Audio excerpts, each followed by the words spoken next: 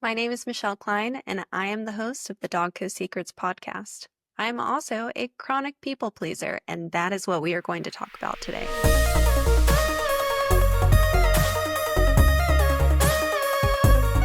Historically, I have been a pretty conflict avoidant person.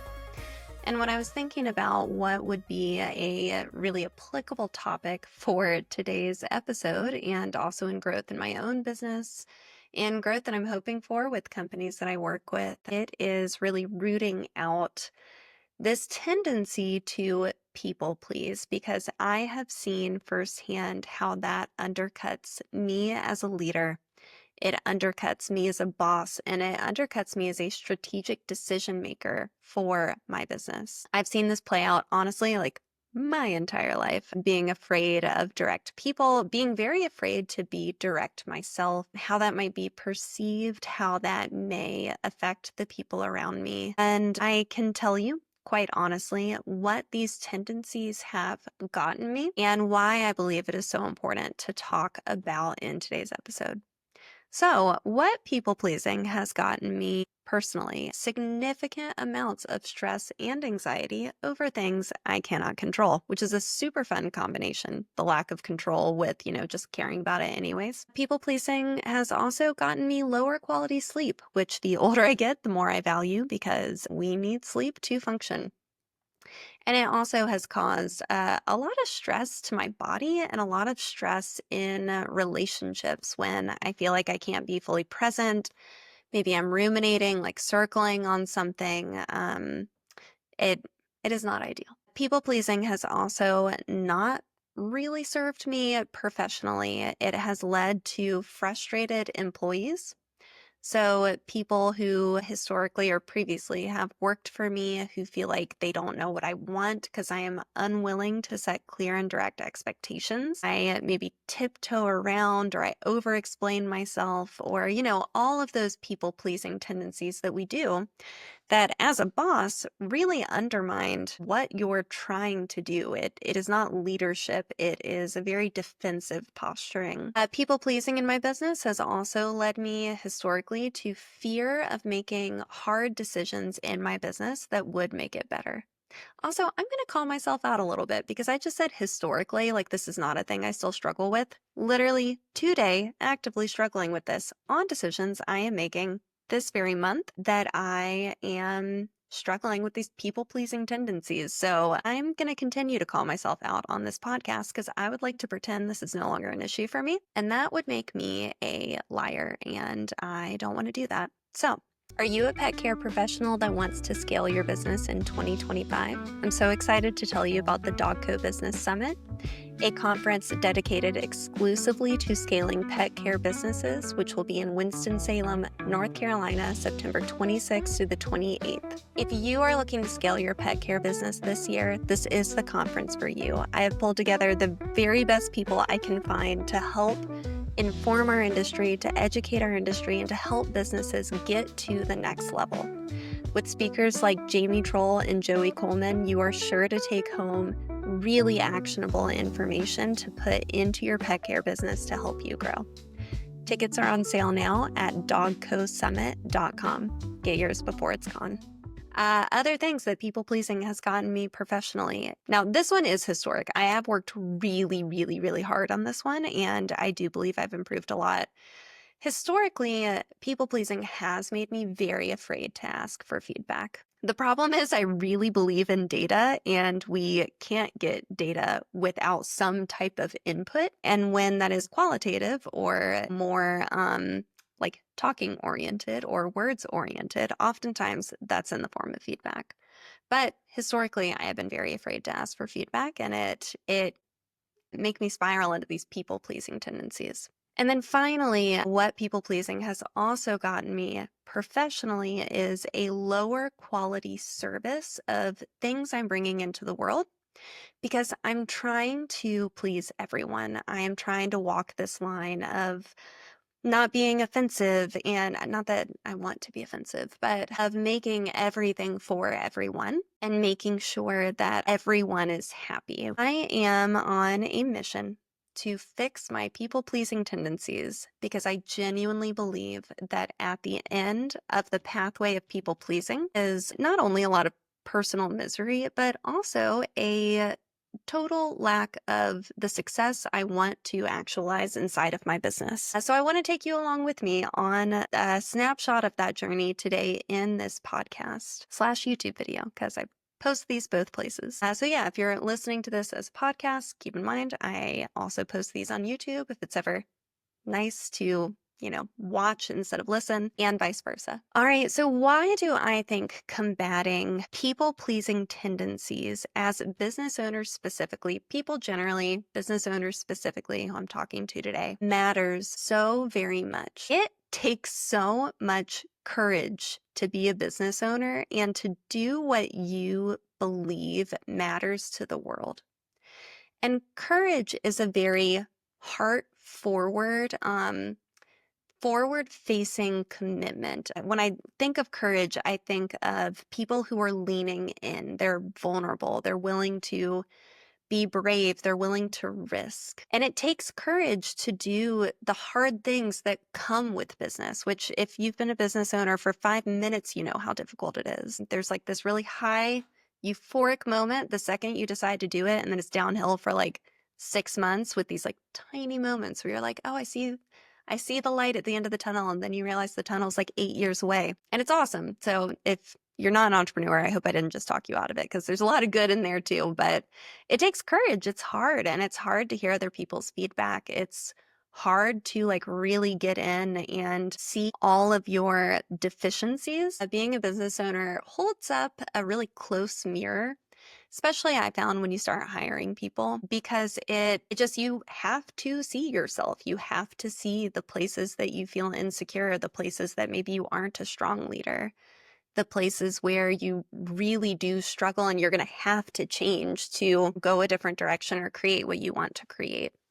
And it takes a lot of courage to do that. And the more I think about people pleasing and the more I try to uproot this tendency in myself, the more I realize that I don't believe courage and people pleasing can exist at the same time. It oftentimes, or always is, I'm coming to believe it always is, diametrically opposed choice. Like you have to pick one or the other. It's both at the same time. I also deconstruct what people pleasing is, whether this is like personal people pleasing or business people pleasing. I find that, at least for me, at its core, it is a desire to make myself smaller and less offensive. It's a desire to absolve myself of the responsibility of the control over my own outcomes. So if I give that control to other people, I'm just kind of an aerial to what they want, then I'm off the hook. I don't have to feel responsible for how it turned out. At the end of the day, I think I do that because it feels like avoiding failure, because I never really stepped all the way in. And while that feels easier, I was about to say better, but I don't think it feels better. While that feels easier for a tiny moment, the problem is I want to do things in the world. I want to build things in the world, and I don't want to make myself smaller or less offensive. In fact, I made myself a promise about a decade ago that I would stop doing that, and that I would learn to show up all the way in this very courageous, risk-willing way of showing up authentically and wholly, even though there's so many parts of me still that want to default to that people pleasing. Like, you get that email, you get that piece of feedback, and hear me, this doesn't mean we don't take feedback. I think actually when we stop people pleasing, we can take feedback better because we can really hear it, because we don't immediately translate it into what does that mean about me and where am I not good enough, or whatever it may be. So let's get into it. So I formed a belief that if an action is wholehearted, it can't lose, at least not in the way in which loss is failure.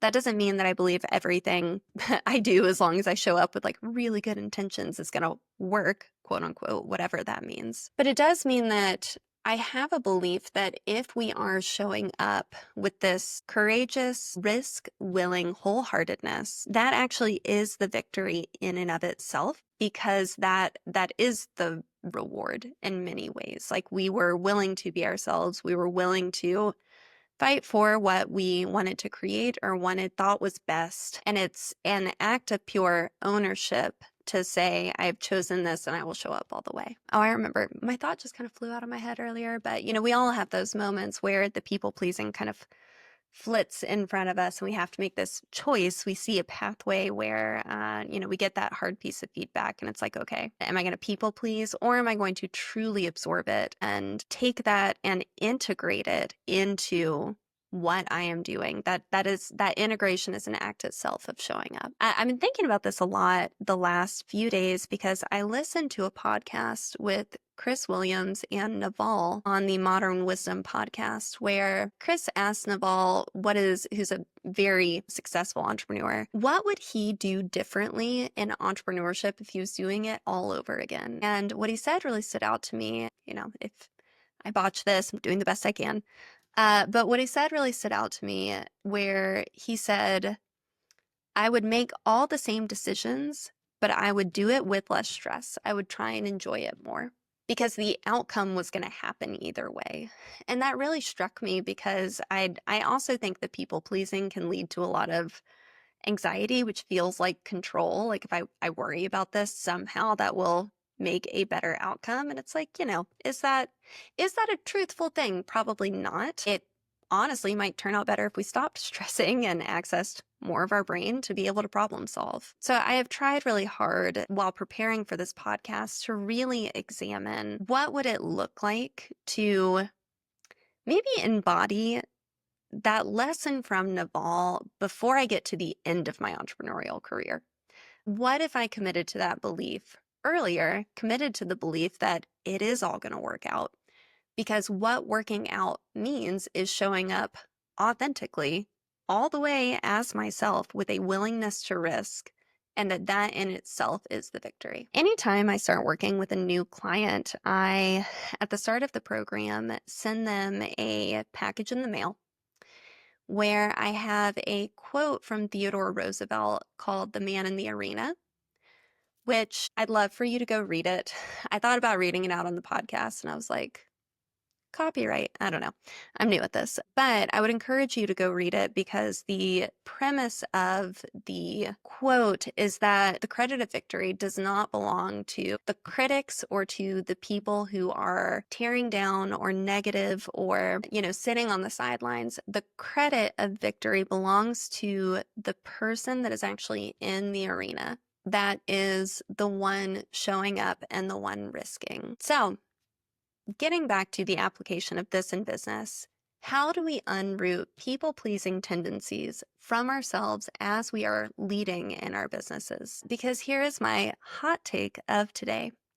People-pleasing will ruin your business. It might be slowly at first. It may be, we had a moment with a staff member where they left, and, that sucks to lose one person, but, we're going to be okay. Or maybe it's just kind of the value of the services starts to decline with clients because we're not willing to make those decisions or hard calls on policies or what we do best, which means there are other things maybe we don't do anymore. The people pleasing may be a slow bleed to the lifeblood of your business initially, but over time, your desire to make everybody happy will undercut your ability to lead. We must be able to have the hard conversations. We must be able to make the hard decisions. We must be willing, this one I'm just going to speak directly to myself, to disappoint, to be misunderstood, and at times to be disliked for the sake of what we want to build. We must be willing to risk. Because at its core, people-pleasing is an aversion to risk. So when you are thinking about your business, and if any of the examples I've given maybe have resonated with you, I would encourage you to think about where you see the outcome of that people-pleasing leading when it comes to what you want to grow and what you want to do. And I would ask yourself, if you have those goals clearly defined, Do you genuinely believe that you will get there with the habits and tendencies that you have around people pleasing now? Do we think we can get to $1,000 business or $1,000,000 business a year if we are unwilling to tell certain clients no? Or if we are unwilling to part ways with staff members that really aren't a fit for what we're trying to do, or maybe they don't reflect the culture well? There is a sacrifice that has to be made to elevate your business to the next level. And I believe oftentimes that sacrifice is the hard decisions that would be easier not to make, but they would be easier short term. They don't serve where you are wanting to go long. So I would encourage you, your takeaway from today's episode, ask the question, where am I currently making decisions out of people pleasing? Where am I letting fear hold me back? And how do I see that playing out as I keep going? And then finally, is where I see that taking me where I ultimately want to be? And if the answer is no, then I think it's time we make changes. And from one people pleaser to I am assuming another, I believe we can both do it. I am giving us both courage today. So thank you for listening. Subscribe if this brought you value and send to a friend.